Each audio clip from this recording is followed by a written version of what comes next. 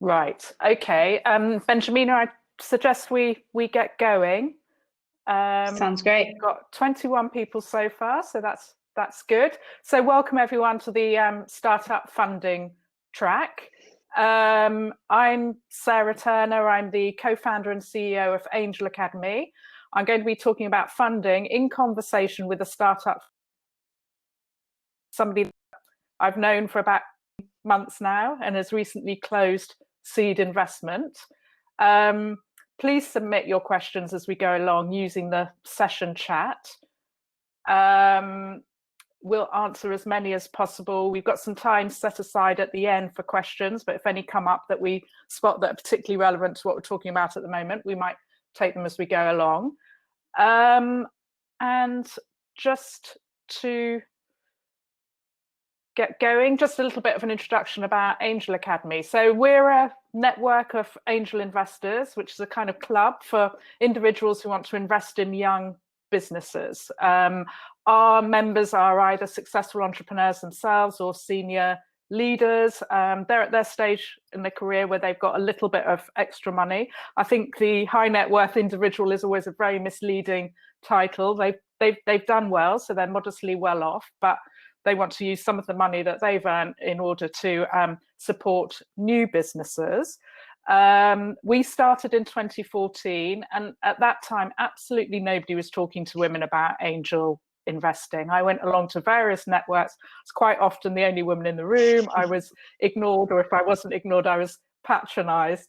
And so I saw an opportunity to mobilize women, both as angel investors and then to invest in female-founded startups, because as is still the case now, very sadly, only a very small amount of money was going to female founders. We focus on tech opportunities with high growth potential. Just have a very, oh, sorry, I'm trying to operate the slide deck at the same time. Just a very quick look at our investments. We've invested, I think it's 31 businesses so far. All have a female founder or co-founder. They span all the usual tech sectors that you'd expect to see. And we have been making new investments during lockdown and the subsequent COVID period, and we've made some follow-on investments as well. And one of the investments that we've participated in is Benjamina. So without further ado, Benjamina, over to you. Thank you. So I'm Benjamina. I'm the founder and CEO of Higher Stakes. So Higher Stakes is a cultivated meat company. So what we're doing is we're addressing some of the biggest challenges caused by the meat industry by making meat using cell culture technology. So we take a small sample of cells from the animal, in our case, a pig, which we expand and differentiate to make muscle, fat, and all the different components that make the delicious meat that we all love. So we're a seed stage company. We, as Sarah mentioned, we recently closed our seed round, and it's been quite a roller coaster. So hopefully I'll have some interesting lessons to share with you today. Thank you. So this slide, we've got the various options for funding, sometimes called the funding ladder. Whether your business needs external funding and what type of external funding will depend on the kind of business that you have, and also your own personal ambitions for it. I started Angel Academy as a side hustle first to see if it had legs, and gradually have grown it out of revenue. I don't need external funding for my business.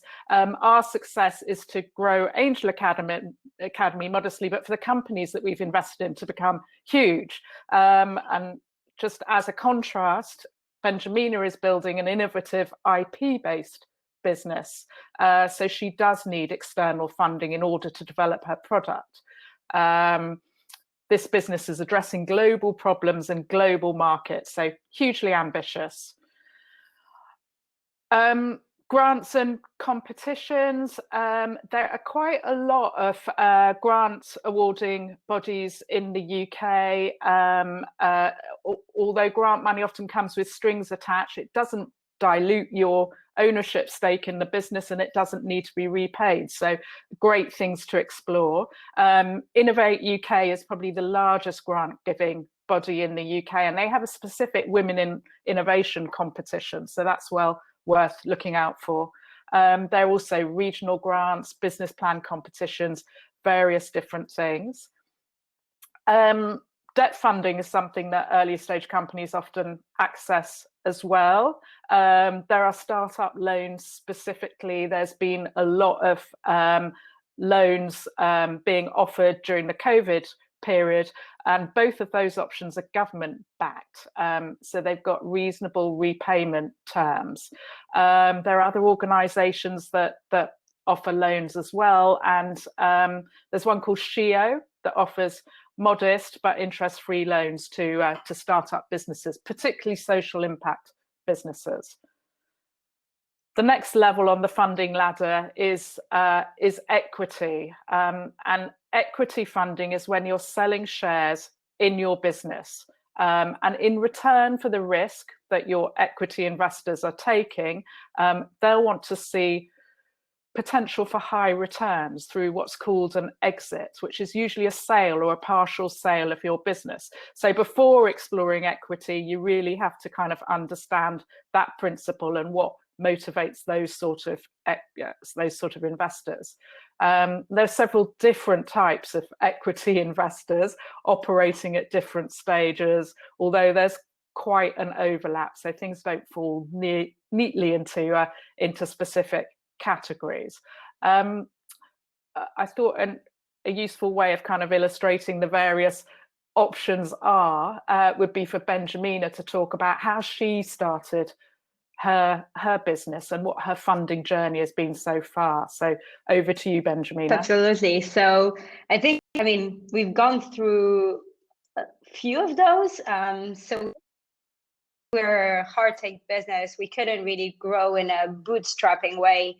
In a sense, it will take time for us essentially to get to a stage where we can make revenue. So revenue for us was a little bit out of the question, because anything that would generate revenue would remove from the focus of what we're really trying to achieve. So we took that one out of the kind of idea for the beginning. That for a company that's making no revenue is a really, really risky way to go. So we started our journey with a form of equity called advanced subscription, which is a way where it's a lot less legal, essentially, to get started with, and it's easier essentially to get investors signed. Although in the UK, some investors don't like it, so I would pay attention to that. But we started with getting some equity, so some advanced subscriptions. So we got about 188,000 from that. And we've been through a little bit of a roller coaster throughout our funding journey. So we really spoke to quite a lot of investors. So, we spoke to accelerators, we considered crowdfunding, but we also spoke to VCs, to corporates, to family offices, to angels. So we really spoke to the whole kind of range, and now ended up doing a seed round of around 1.5 million from majority were angels, but also about half of it is coming from venture capital, and particularly venture capital with an impact and kind of moonshot mindset. So that's a little bit about our journey, and because we've looked at most of these options, I hope I can provide as well insights into those.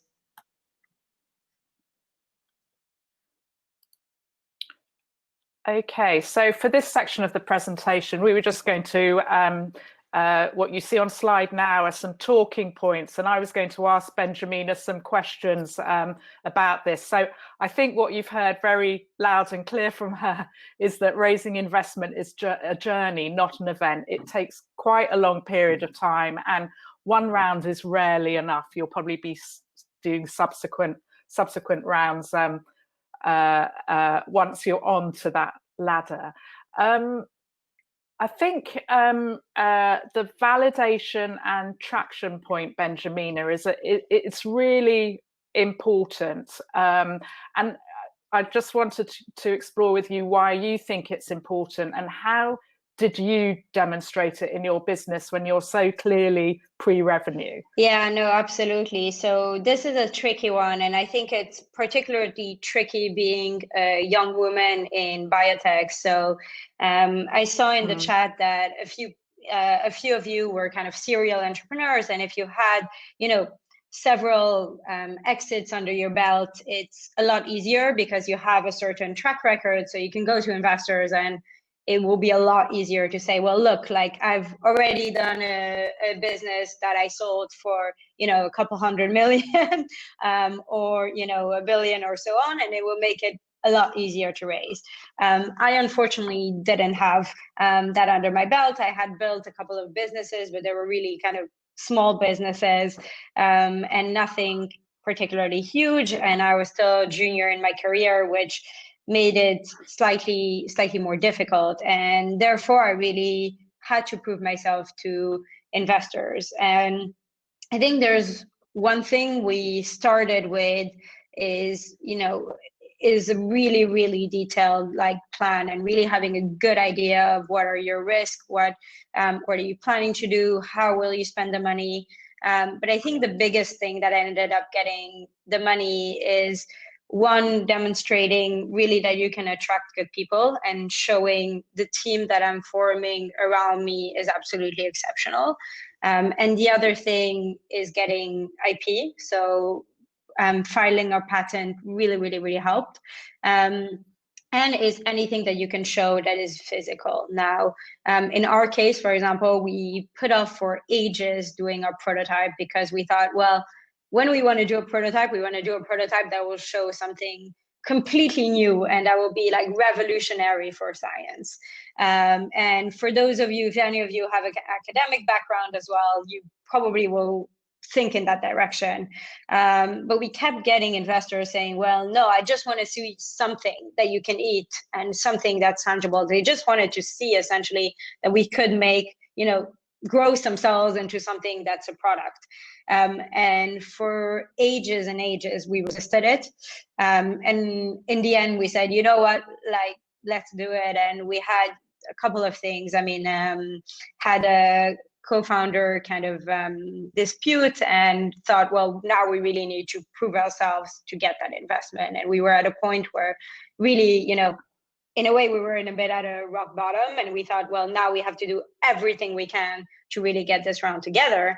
And so we thought, well, let's do it. And we got such a good response. And even though it wasn't anything scientifically extraordinary, we still thought, well, actually, no one's ever done this. And what we have done is still a big milestone for not just ourselves, but the whole industry. And it is important that we do this to really demonstrate the whole industry that it is something that's feasible, and having something that you can touch and eat in our case, I think really helps when you don't have any revenue.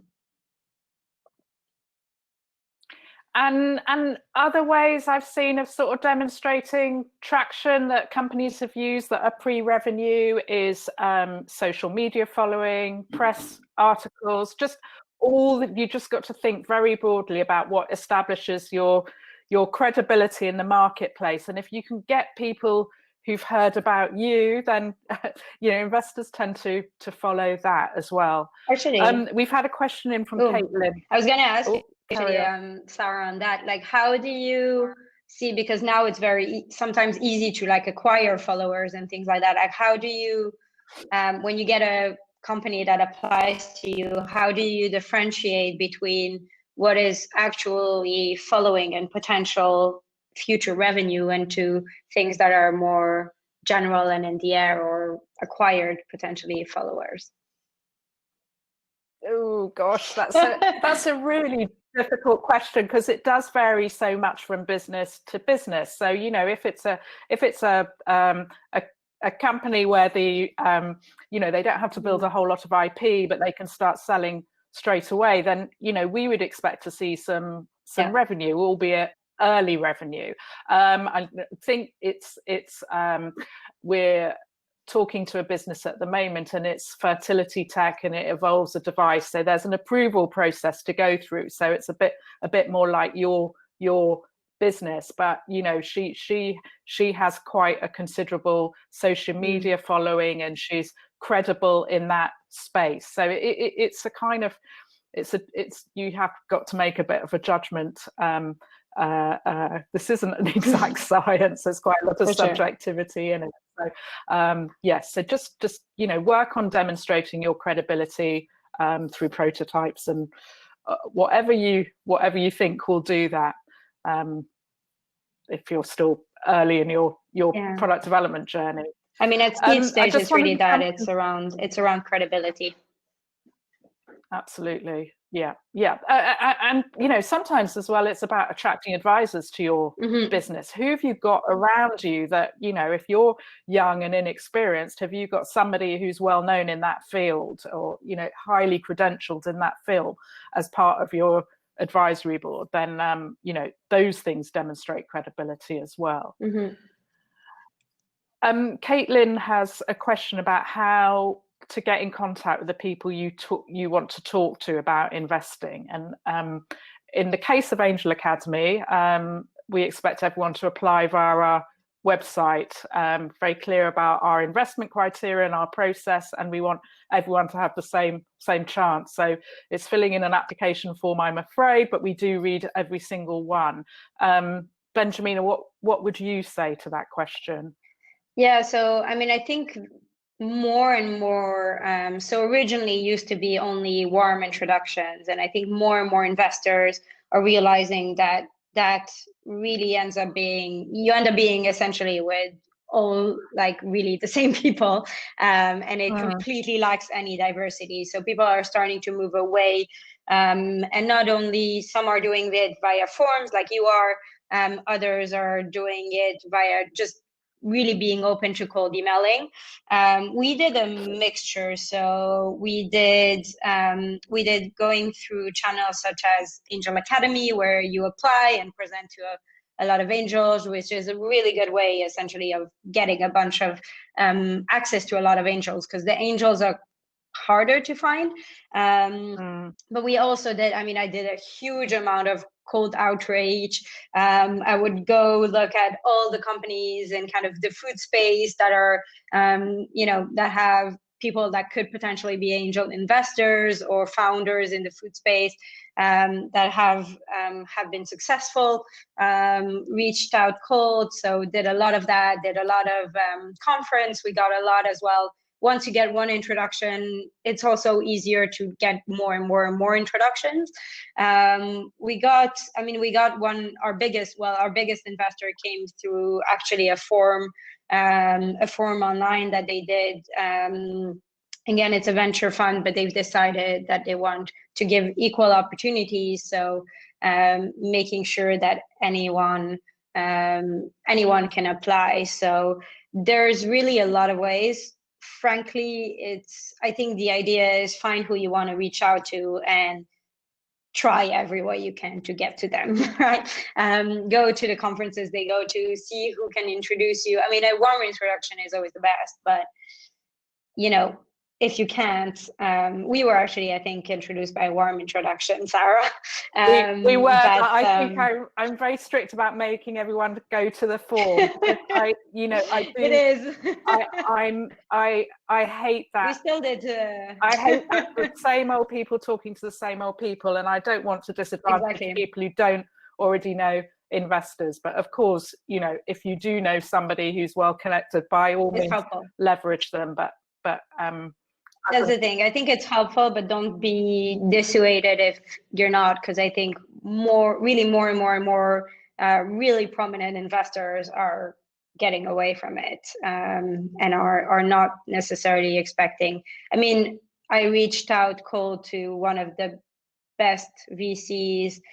They didn't end up investing, but one of the best VCs, and we've been really like, they're more Series A investors, so we've been talking really on a regular basis. And this was a cold outreach, but I've also had sometimes where I cold reach to someone and they say, well, that's not relevant, but let me introduce you to my friend. So then you get a warm introduction. Maybe it's not the closest warm introduction, but you still get a warm introduction by your first cold intro. Or I mean, the person that actually introduced us, Sarah, I reached out to him cold and got lucky that it was the day he was clearing his inbox. So right. And I'd only met him at a dinner, I think, a few weeks before. So it was all very serendipitous, wasn't it? Exactly. I just moving on, because there are some questions coming in about the exit point that I make, which we haven't quite got to, but if we address that now, I think it's really important to plan the last day first. I think, what do you want for your business and for yourself, and then work back from there. And if you're going to take investment from equity investors, so these are people who are buying a part of your business, you will need to provide them with an exit at some point. So you know, when we're meeting companies relatively early in their life stage, we don't expect them to have kind of really fixed ideas about what their exit is, but to be thinking in the back of their mind, you know, how will I provide an exit for my investors? And exits typically come from a trade sale, where you sell either all or part of your business. So Benjamina, what are you thinking about well, firstly, what do you want for your business and yourself? What's your ambitions for Higher Stake? And how are you thinking about exit potential for the investors that you're acquiring along the way? Yeah, so there's a couple of things. I mean, for me, the ideal would be IPO and continuing to grow this company, but also being realistic. I think if we find an acquirer where it's a really, really good outcome and they're the best person to, you know, take the company towards the mission that we want to get to, then I'm not against it either. I think it's about finding, if it is an acquisition, finding the right acquirer, where it would be a good outcome for all shareholders. I think the big thing is, before you raise any money, I have friends that, for example, tell me, well, yeah, I mean, they rather essentially have a business that makes, you know, maybe 10 million a year revenues, and they own like 90% of that, and they're going to make a really good amount of money. And I think, try and think, would you rather own 10% of a business that's worth $1 billion, or would you rather own, you know, 100% of a business that's 100 million? I know I'd rather have a smaller pie, you know, a smaller share of a bigger pie, and really grow this into a massive business. But I know a lot of people that would rather do the opposite. And I think that's a really big question to ask before knowing who you're going to bring on, because, as Sarah mentioned, you know, VCs, angels and VCs. So I think it's a misconception to think that angels won't necessarily want it, which some people have. But I think really both angels and VCs will expect really big returns. And is your ambition really to grow the company into that stage? If I can add as well, I mean, I think when we were at a kind of bottom low, we started thinking about acquisitions. And I actually thought, well, good, because we've been maintaining a lot of relationships. But realistically, I realized actually we want to make more effort to be ready for that, not necessarily as a plan B, but also it's something that, when I speak to my friends that have exited their business, it's relationships that sometimes went on for years. So you do want to start early on it. You want to start entertaining those relationships. You want to start who could be potential acquirers, and maybe it's worth even once a quarter having an hour catch-up call with them and updating them on where you are with your business and what you're up to.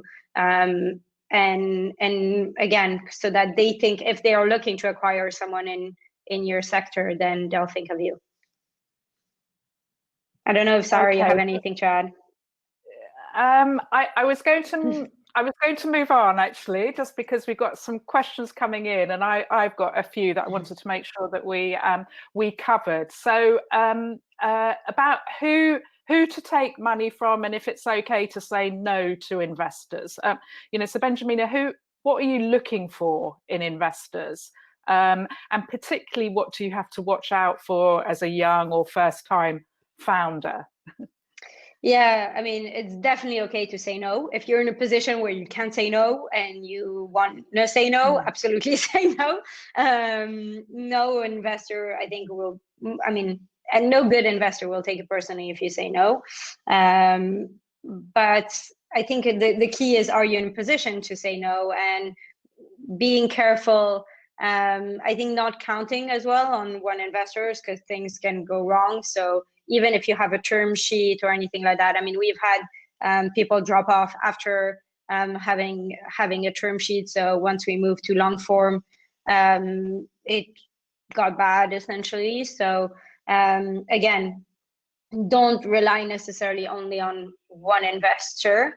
I think just really do your references as much as possible on investors. If it's someone, as many references. And I always ask who are the bad, how did they react to the bad companies?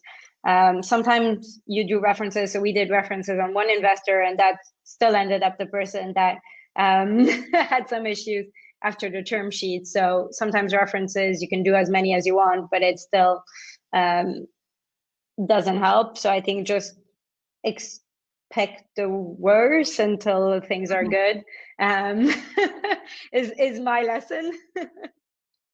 I don't know, Sarah, any thoughts?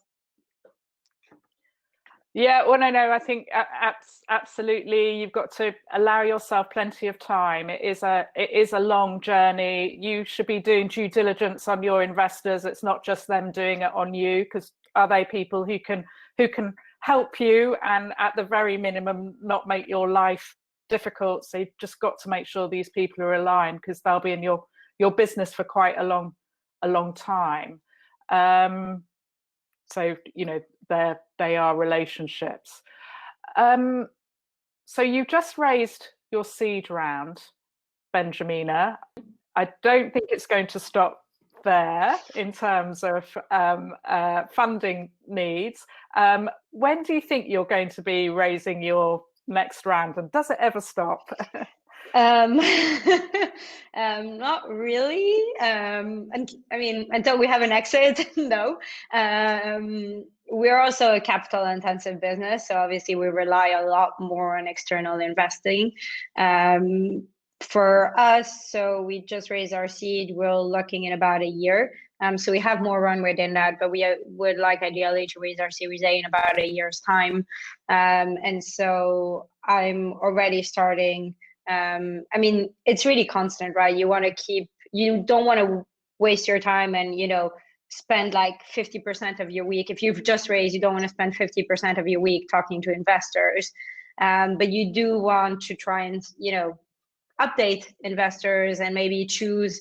So for example, we've just closed, but I'm now planning, well, who are my 10 favorite investors for the next round, and trying to maybe meet, every couple of months or so with them for well, now not coffee anymore, for a call, and keep those relationships updated. But there's a lot of different thoughts on that. Some people say, well, it's better to completely leave it to the last minute and all of that. But I think unless you have a really, really strong network and you're pretty sure that you can put it together, in a week, and already who are you going to be your next investors, I would suggest it doesn't hurt to have some relationships in advance.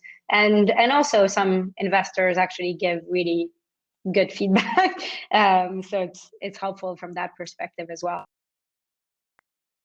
I think also, once investors have invested in your business, they're likely to follow on as well, even if you have to have bigger ticketed investors join them. So, keeping them informed is really useful, because it doesn't send a great signal if they choose not to follow on because you haven't kept them informed and maintained the relationship. Absolutely. So I think you've always got to be kind of thinking ahead from that point of view. Right, we've got a little bit of time for questions from the audience. I mean, a quick look at chat, and there's a question from Carly. We're a marketplace that is launching in 2 weeks. We don't have the run rate to reach seed, but fall outside the criteria to raise on most angel networks. What would you suggest? I don't want to run out of funds because we don't have time to raise. So it sounds like she needs some money in her business quickly. Are there any fast funding options that you can think of? I mean, I think any loans might be the fastest. I think unless, again, if you think you fall outside the criteria of angel networks, I mean, if you're in such a critical position, I would probably, spray and pray.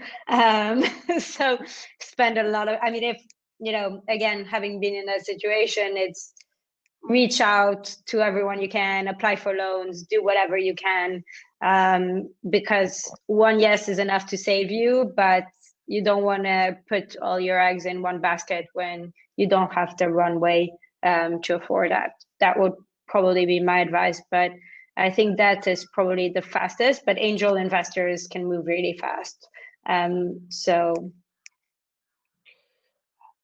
Angel networks probably don't move so fast just because they're trying to coordinate large groups of people just to manage expectations there. But I know that the small COVID-related loans, they're being approved, aren't they, in 24 hours? So they're pretty quick. So we're getting the 5-minute mark. 5-minute warning from Laura. Are there any other questions? I'm just having a flick through to see if there's anything we've done. So get your questions in, everybody. Advice for finding reliable angel networks in your city. Mine is Berlin. Google. I know that's not helpful. I mean, I think if you have any networks of angel investors, ask them whether they're connected to anyone, if there's any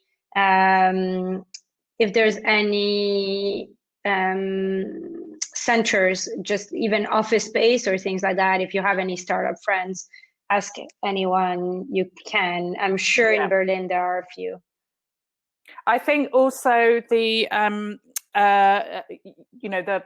Google's it's a good answer actually, because all these angel networks will have websites. Then you can look at who they've invested in already, and you can speak to those companies about whether you think they're a good network and maybe get an introduction that way. But explore co-working spaces, speak to other entrepreneurs. There's a lot going on in Berlin, isn't there? Also, so I think Angel Academy only invests in the UK, but some angel networks, for example, I know there's some angel networks that are based in the US but invest globally. So I wouldn't rule out angel networks globally. Just check on their website whether they invest globally or not.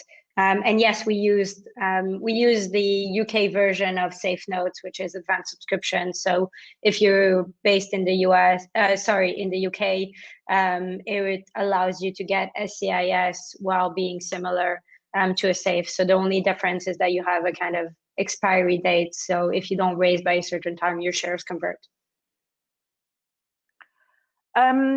A question from Bianca about universities. Have they participated in your fundraising efforts? I'm assuming are they potential investors? I haven't come across them participating as equity investors. Sometimes they own stakes of companies that have been built using university IP and premises and things, but I'm not sure if many of them put cash in as angel investors, maybe as grants? What have you? I think have you been to your so we university? didn't personally, because we weren't a spin out. So it's typically only for spin outs rather than if you're an ex, for example, because we weren't, for example, a spin out to Imperial, we couldn't. It's harder for that. And I think often university won't unless you're spin out from a certain academic group. But some universities have, and I think OSI is investing quite a lot now. I don't know if it's exactly from the university, but I think there is a few university groups, but it's more common in the US. So I think this is last question for us, and a great one to end on. So top tips for entrepreneurs on how to get investment ready and make themselves investable. I'll go first, because my standard answer to this question is really, you've got to think like an investor yourself. So try and look objectively at your business and what you think an investor might be looking for. So back to the validation and traction points that I was making earlier, just demonstrate your credibility and what you have achieved so far in the business. Benjamina, what would you say? Yeah, I think it's similar. So I would say have a couple of casual conversations. Investors love to talk. A lot of them, it's their full-time. So angels less, because it's not their full-time job sometimes, but VCs, it's their full-time job, and their job is to speak to entrepreneurs like you. So have some casual conversations, try and understand what they're looking for, then practice, really prepare, and then go back out. Great, excellent answers. Right, so this session finishes now. I've been asked to suggest to you that you go and do some speed networking via the networking tab, which is on the left-hand side. And then the next batch of sessions are starting at 4:20. But fantastic speaking to you this afternoon. I hope you enjoy the rest of your day, and thanks for joining our session. Thank you for joining us.